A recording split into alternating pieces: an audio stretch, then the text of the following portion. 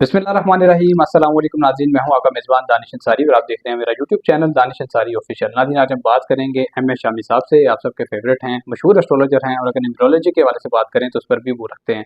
Sir से आज हमने बड़े इंपॉर्टेंट टॉपिक पर बात करनी है और जो टॉपिक है राहु के ट्रांजिट के हवाले से। राहु का ट्रांजिट हो रहा है एक्वेरियस में और इस ट्रांजिट से किन बुरूज को बेनिफिट्स होंगे, क्या बेनिफिट्स होंगे और किन बुरूज ने एहतियात करनी है, इन तमाम चीज़ों के हवाले से सर बताएंगे। तो वीडियो का आगाज़ करते हैं। अस्सलाम वालेकुम सर। जी, वालेकुम सलाम। ये बड़ा इंटरेस्टिंग टॉपिक है। राहु का ट्रांजिट जो है वो बड़ा अहम समझा जाता है एस्ट्रोलॉजी के हुँ। दौरान, लेकिन ये हमारी ऑडियंस को बताइएगा कि ये राहु क्या है और उसका ट्रांजिट जो है वो किन पुरुष के लिए बेनिफिट्स लेके आया है? देखिए दानिश, ऐसा है कि हर प्लैनेट की ना अपनी एक प्रायोरिटीज़ हैं, इसकी प्रॉपर्टीज़ हैं, सिग्निफिकेशन है और उसकी मखसूस एनर्जीज़ हैं। वैदिक एस्ट्रोलॉजी में राहु केतु बहुत इंपॉर्टेंट समझे जाते हैं। जी, वेस्टर्न एस्ट्रोलॉजी में इसकी अहमियत कम है, लेकिन जितना वैदिक एस्ट्रोलॉजी में इसके योग, कॉम्बिनेशन और इनके इफ़ेक्ट्स हैं, वो बहुत ज़्यादा इफ़ेक्ट है। ठीक। और वैदिक एस्ट्रोलॉजी और दूसरा जो ये जो हमारा ये स्कूल ऑफ थॉट है, पास्ट लाइफ कर्मा इफ़ेक्ट्स को भी डिस्कस करता है। आपको ये भी बताता है कि ऐसा हो रहा है तो क्यों हो रहा है। जी, देखिए, किसी शख्स को भी बता देना कि आपकी ज़िंदगी परेशानियाँ, मुश्किलात हैं, मैरिज लाइफ के लिहाज से, फाइनेंस के लिहाज से, वजह क्या है उसकी? जी। जब तक हम मेन कॉज को नहीं समझते ना, वजह को नहीं समझते, हम मसले नहीं को हल बोल नहीं कर सकते, सकते। बिल्कुल ऐसे। मोस्टली लोगों को, एस्ट्रोलॉजिस्ट को ये बताना नहीं आता कि ये इसके साथ हो रहा है तो क्यों हो रहा है, जी, उसके पीछे बिहाइंड रीजन क्या है। लेकिन जो जो हमारे यूनिवर्स है ना, जो कायनात की एनर्जीज हैं, वो किसी शख्स के साथ भी एक पैनी का भी नाइंसाफी नहीं करना चाहती थी। जी, हम सोचते हैं ना कि हम अक्सर अल्लाह ताला से गिला कर रहे होते हैं, हमारे साथ हमें ये दुख दे दिया, हमें ये कर दिया, हमारे साथ ये हो गया। इंसानी फितरत है कि फितरत है। इंसान गिला करता है। जो उसे खुशियाँ मिली उसके बारे में उसके डिस्कस बारे नहीं में करता। डिस्कस नहीं करता ऐसे। जिस नुक्ते पे फँसा होता है ना, जिस जो पॉइंट नहीं मिल रहा होता ना, उस पे सारी उसकी गरज होती है, बिल्कुल ऐसे ही है। उससे सारे गिले-शिकवे होते हैं और उसी के पीछे सारा कुछ दौड़ रहा वो होता कुरान पाक की सर है। जी, आयत का मफ़हूम भी है ना कि इंसान नाशुक्र है। हाँ जी। जी, अब ट्रांज़िट के लिहाज से जो राहु चेंज हो रहा है, ये 18 मई को चेंज हो रहा है और ये आपके बुर्ज एक्वेरियस में आ जाएगा आपके, और ये 5 दिसंबर तक रहेगा, 5 दिसंबर 2026 तक रहेगा। ठीक। इस लिहाज से 6-7 पुरुष हैं जो ज़्यादा उनको बेनिफिट पहुँचेगा, उनके मखसूस घरों में आएगा, तो उनके ज़्यादा बेनिफिट होगा। राहु की जो नज़रियात होती हैं, तीसरी 5 इसकी 3 नज़रियात होती हैं, 5वीं, 7वीं, 9वीं नज़र होती है इसकी सलाह। जिन घरों पे डालेगा, अगर ज़ैचिम अच्छा बैठा है, बेनिफिट देने वाला है, तो ज़िंदगी में बड़ा बुलंदी भी लेके जाता है, जब अच्छा, लगवाता है पीछे में। अच्छा। राहु राहु का सबसे बड़ा होता है कि ये अचानक ज़िंदगी में तब्दीली आता है। ठीक, ठीक, अब ठीक। देखें, ये जैसे ये राहु केतु तब्दील हो रहे थे, अचानक जंग लग गई। बिल्कुल ऐसे ही। 3-4 दिनों में दुनिया, पाकिस्तान हिल के रह गया सच बिल्कुल में, ऐसे ही, ठीक है? बिल्कुल ऐसे ही। ये समझ नहीं है कि किसी वक़्त भी अब बम आ सकता है, मिसाइल गिर सकता है, कोई जगह सिक्योर नहीं थी। बिल्कुल ये ऐसे ही। राहु केतु की एनर्जी सडन चीज़ें। जी, शराफत योग बना, उसको इफ़ेक्ट है कि फ़ौरन चेंजिंग एनर्जी फ़ौरन शिफ्ट हुई। अब इसी लिहाज से जब ये राहु यहाँ पे ट्रांजिट करेगा एक्वेरियस के अंदर, एक्वेरियस बेसिकली जो है इसके लिए अच्छा माना जाता है क्योंकि एयर साइन है, यहाँ पे राहु को अच्छा समझा जाता है। लेकिन मखसूस घरों में ज़ोडिक साइन क्या आएगा, उनके लिए अच्छा रिजल्ट देगा। तो सबसे पहले हम एरीज को डिस्कस करते हैं। एरीज के 11वें घर में आएगा तो बेनिफिट पहुंचेगा यहाँ पे। 11वें घर ठीक, में ही बेनिफिट होगा। 11वां घर आपका सोशल नेटवर्किंग का होता है। ठीक। जितने भी आपके लोगों से तल्लुकात होते हैं, सोशल गैदरिंग होती है, दोस्त अहबाब होते हैं, अपने बड़े बहन भाई होते हैं, ये सारे रहमत हाउस से देखे जाते हैं। आपने माजी में जितनी एफर्ट्स की, हार्ड वर्किंग की, उसका रिजल्ट आपको 11वें घर से मिल रहा ठीक, होता है। ठीक, ठीक। अगर राहु यहाँ पे जब आता है तो आपने जो माजी में एफर्ट्स की थी उनका रिजल्ट एग्जीक्यूट होगा, वो मिलना शुरू हो जाएगा। ठीक, ज़मीन जायदाद से बेनिफिट हो सकता है, मानो दौलत में इजाफा हो सकता है, सोशल नेटवर्किंग बेहतर होगी, कारोबार में तरक्की होगी, बड़ों से बहन भाई से फ़ायदा होगा, ये सारे मामला में बेनिफिट हो सकता है इस चीज़ ठीक, में। इसके लिए बेसिकली आपको अपना पर्सनल जायचा हो, आपकी दशा अंतर्दशा भी देखनी है और आपका ट्रांजिट की जो आप ये भी देखना है कि राहु किस घर से, किस प्लैनेट के ऊपर से गुजर के जा रहा है। ठीक, ये हम जो जनरल रीडिंग दे रहे हैं कि यहाँ पे इस घर के लिहाज से इफेक्ट्स आएंगे तो ये इफेक्ट्स आएंगे। ठीक। उसी तरह टॉरस वालों के 10th हाउस में आएगा। 10वें घर का राहु भी अच्छा समझा जाता है। यहाँ पे ये अचानक आपके बिजनेस को ग्रोथ दे सकता है, एक्सपेंशन दे सकता है और नई इनोवेशन लेके आ सकता है। 10वां घर आपके कैरियर का, प्रोफेशन का, आपकी ग्रोथ का, एक्सपेंशन का और आपकी समाजी हैसियत का होता है। आप माशरे में आपकी जो शनाख्त बनती है वो 10वें घर से बनती है। जी, कुछ वो शख्स कहते हैं मैं डॉक्टर हूँ, इंजीनियर हूँ, तो ये जो उसका प्रोफेशन है वो उस पर स्टम्प होता है। जी, उसी वजह से उसकी शनाख्त बनती है कि ये शख्स डॉक्टर है, ये शख्स इंजीनियर है या वट एवर को जो उसका पेशा है, उसी लिहाज से उसकी शनाख्त बनती है। जी, बिल्कुल तो ऐसे ही। 10वां घर आपके प्रोफेशन को है, जहाँ पे आएगा तो ये 10वें घर को केंद्र में आएगा तो बूस्ट करेगा। राहु बूस्ट करेगा, उसकी एनर्जी हाईलाइट होगी, ट्रिगर होगी, तो आपको बेनिफिट देगा और ज़िंदगी में ग्रोथ एक्सपेंशन मिल जाएगी। हो सकता है नए कारोबार, नई अपॉर्चुनिटी मिले, नए मौके मिले, लेकिन इनको एवेल्यूएट करना ज़रूरी है, जी। क्योंकि बाज़ औक़ात यहाँ पे इल्यूजन भी देता है। ठीक। इल्यूजन ये देता है कि जी कोई आपको ऐसा मौका मिले कि जी आप यहाँ इन्वेस्टमेंट कर लें, आपको बड़ा एकदम जंप लग जाएगा। जी। तो आप देखेंगे उसकी पहले ग्राउंड रियलिटी है, आपको ज़ाहिर में उसकी प्रॉमिसेस हैं, वो वैल्यू है, तो फिर उसको वहाँ पे इन्वेस्टमेंट करनी, जल्दबाजी में फैसला ना करें, ठीक। ठीक है? उसके बाद जेमिनी से इनके 9th हाउस में होगा, इनकी ट्रैवलिंग करा सकता है, टूर में सफ़र करवा सकता है, कोई अच्छा बड़ा बॉस और के साथ कोऑर्डिनेशन करवा सकता है, जी। कोई गुरु उस्ताद मिल सकता है, ये सारे इनके लिए ऐसे बेनिफिट हो सकते हैं ये चीज़ें। तो 9th हाउस में जब ये इसको यहाँ पे ट्रिगर होगा यहाँ पे, तो आपके जो फ़लसफ़ियाना सोच है, आपकी आइडियोलॉजी, मज़हबी आइडियोलॉजी, उसके थॉट, उसके नज़रियात में भी तब्दीली लेके आएगा। ठीक। इसलिए आप लिए ये ज़रूरी है कि जब यहाँ पे आप कोई नई चीज़ को इख्तियार करने लगें, नए मज़हब को इख्तियार करने लगें या नई अपने नज़रियात में तब्दीली लाने, तो पहले उसको ग्राउंड रियलिटी के साथ चेक कर लें, उसकी तहकीक कर लें कि ये जो नज़रिए मैं अपनाने लगा हूँ, उसका मेरे मज़हब के साथ टकराव तो नहीं है, जी। जी। ताकि आपको बाद में किसी उलझाव का शिकार ना हो। जी। उसके बाद सरतान है कि 8वें घर में, 8वें घर में राहु अच्छा नहीं समझा जाता। ठीक। सरतान वालों को मोहतात रहना चाहिए। 8वें घर में होता है कि इन तल्लक आपके इन लॉ से होता है, या आपकी विरासत से होता है, इन प्राइवेट पार्ट से होता है ये चीज़ें, और इसके अलावा आपकी जो हिडन चीज़ें होती हैं, इनसे तल्लक होता है इससे। तो राहु की पोजीशन यहाँ पे आदमी अच्छी समझी जाती है, लिहाजा मुहतात रहने की ज़रूरत है सरतान वाला। सरतान वालों को। ठीक। अनएक्सपेक्टेड गेन्स हो सकते हैं, अनएक्सपेक्टेड लॉसेस भी हो सकते हैं, ठीक। अचानक वेरिएशन हो सकती है, ठीक। लिहाजा मुहतात रहना चाहिए। इसके बाद आपका जो लियोज़ है, लियोज़ वालों की ये 7th हाउस में आएगा। 7th हाउस में भी राहु की पोजीशन अच्छी नहीं समझी जाती। यहाँ पे जो रिलेशनशिप में मिसअंडरस्टैंडिंग लेके आता है, इल्यूजन क्रिएट करता है, पार्टनर से कॉन्फ्लिक्ट्स पैदा करता है ये चीज़ें, चाहे बिज़नेस पार्टनर हो, चाहे आपके लाइफ पार्टनर हो, उनसे मसाइल पैदा करता है, तो इन चीज़ों में कॉन्शियस रहने की ज़रूरत है। ठीक। 7वां घर आपका पब्लिक इमेज का भी होता है, डेली वेजेस का भी होता है, प्लस आपका जो माशरे में शनाख्त बन रही है, वो भी के उस 7वें घर से देखी जाती है। आपके जो डेली वेजेस हैं, उनको भी यहाँ पे देखा जाता है। तो ये 7वें घर में यहाँ पे आके इल्लीगल अफेयर्स भी देता है चीज़ें। ठीक। जिसे कहते हैं ना मल्टी अफेयर्स जिसे कहते हैं कि जो इल्लीगल अफेयर्स होते हैं, उनसे बचने की ज़रूरत है इस चीज़ में, जी। ठीक है? विर्गोस के लिए 6ठे घर में यहाँ पे बेहतर है, जॉब में प्रमोशन में तरक्की हो सकती है, कोई आपको अच्छे कोऑर्डिनेटर्स मिल सकते हैं, अच्छे काम करने लोग मिल सकते हैं, लोन मिल सकता है, लोन के मसले में सॉल्यूशन मिल सकता है, नए रास्ते मिल सकते हैं, जॉब, बिज़नेस ग्रोथ, एक्सपेंशन हो सकती है चीज़ें।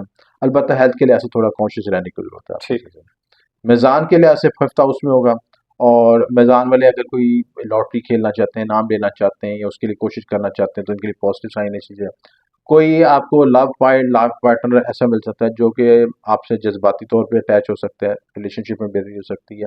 प्लस आपको क्रिएटिव काम कर सकते हैं, आप ठीक। इनोवेशन काम कर सकते हैं, ऐसा मिलके काम कर सकते हैं जिसमें आपकी कोई रिसर्च, डेवलपमेंट और पब्लिक इमेज ज़्यादा डेवलप हो सके, जी। क्रिएटिवनेस न उसमें नज़र आ सके जैसे। कॉज़ के लिए 30वें घर में, 30वें घर में भी राहु की पोजीशन बेहतर है।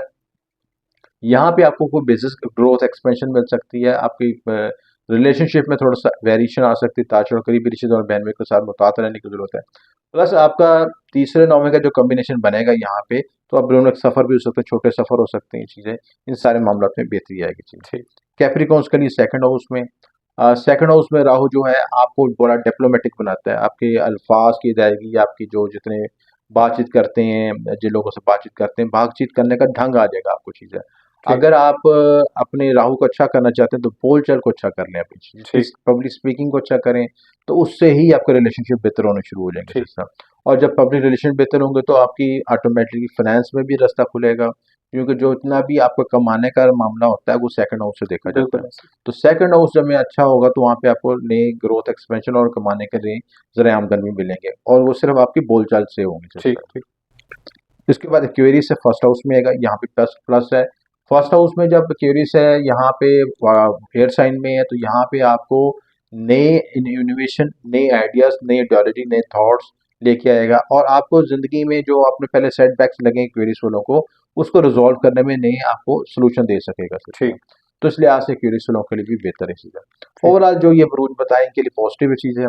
आपने ये पता चीज़ अच्छे में देखना है कि आपका राहु किस साइन में बैठा है, और नेगेटिव तो नहीं बैठा, पॉजिटिव बैठा है, तो फिर उसके लिए उसके इफेक्ट्स बनेंगे। ठीक। तो इन चीज़ों को एनालिसिस ज़रूर करें। राहु केतु का ट्रांजिट इंसानी ज़िंदगी को बहुत बड़ी तब्दीली लेके आते हैं, और इनको एनालिसिस करना बहुत ज़रूरी ठीक होता है। है जी। अच्छा, अब राहु को हम डिस्कवर करना तो एक जुमले में डिस्कवर कर सकते हैं कि जिस चीज़ के पीछे आप सारी ज़िंदगी भागेंगे ना सबसे ज़्यादा, वो राहु होगा। अच्छा।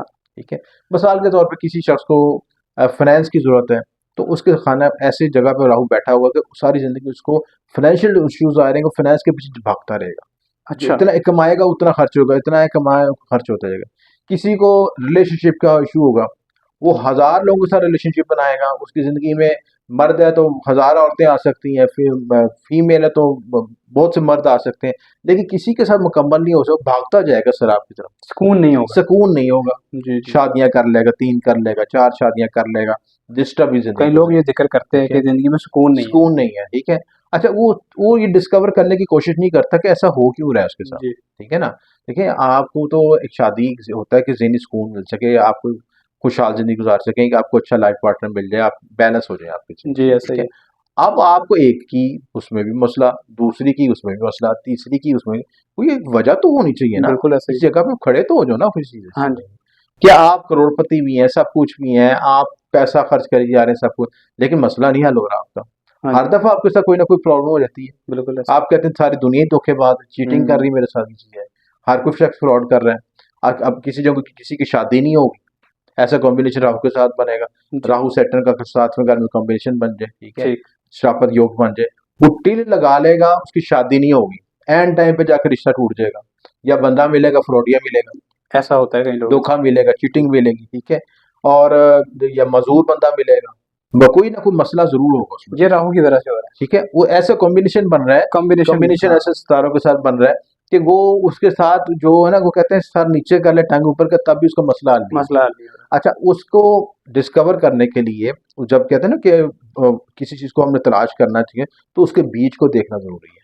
है। रूट क्या cause. Root cause, root cause root को कॉज। जाना ठीक है, तो राहु के तो हमें ये बताते हैं कि उस रूट कॉज को तलाश करो है। जी। कि ऐसा तुम हमारे साथ क्यों हो रहा है, हर दफा तुम क्यों इस जगह पे पिस रहे हो, मार खा रहे हो सिस्टम। जी। तो आप एस्ट्रोलॉजी हमें गाइड करती है कि हमारे साथ इसकी वजूहात ये हैं, उन वजूहात को हल करोगे, उसका उसका कर्मा फैक्ट क्लियर करोगे, कर्मा को अलाइन करोगे, तो फिर आपका मसला रिजॉल्व होगा सर। Okay, okay. वरना घूमते रहोगे सारी जिंदगी, जी। बाबों के पास जाओगे, बुजुर्गों के पास जाओगे, मज़ारों मज़ारों में मन्नतें मांगोगे, लेकिन जब तक रूट कॉज को नहीं पकड़ोगे, मसले को नहीं पकड़ोगे, उसको आप सेल्फ, अब तो एस्ट्रोलॉजी में और हमारे जो अमलियात है उसमें पास्ट लाइफ रिग्रेशन भी करते हैं, बहुत सी चीज़ें ऐसी होती हैं जिससे हम किसी शख्स को दिखाते हैं कि ये इसके साथ ये वजूहात हैं, उन रूट कॉज को, उस चीज़ को हल करके आओ, फिर तुम्हारा मसला क्लियर होगा बिल्कुल, सिस्टम। बिल्कुल, बिल्कुल। तो एस्ट्रोलॉजी ये राहु है कि ऐसी जिंदगी में ऐसा एल्यूजन जिसके पीछे सारी जिंदगी हम जंग लड़ते रहें, जी। और अब भागते रहें,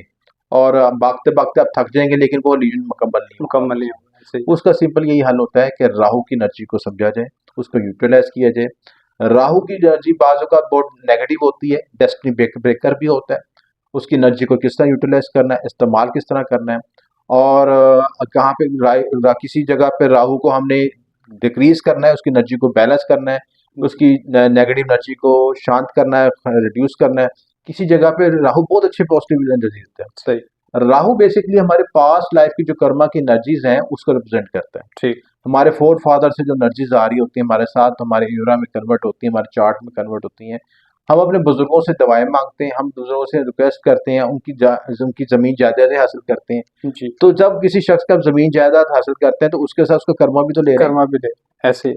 आप देखें ना, आपके बाप दादा ने जो मकान, कोठी, बैंक बैलेंस कुछ भी बनाया, एक दिन में तो नहीं बनाया होगा ना, बड़े मुख्तलिफ फेजेस से गुजरा बिल्कुल होगा। ऐसे ही। कि हो सकता है किसी ने, उनके बाप दादा ने किसी ने हक माल तलफी की हो, बिल्कुल, ज्यादती की हो, बिल्कुल। और आपने औलाद को सुख देने के लिए हर बाय होकर बाय क्रू किया हो, जी। तो जब वो पैसा उसमें कन्वर्ट होगा, वो आपको कर्मा नाइन लेके आएगा, उसका असरात भी उसमें आने शुरू हो साथ जाएंगे। आएँगे। बिल्कुल ऐसे ही। तो ये याद रखें कि हर चीज़ के पॉजिटिव नेगेटिव ज़रूर इफेक्ट होते हैं।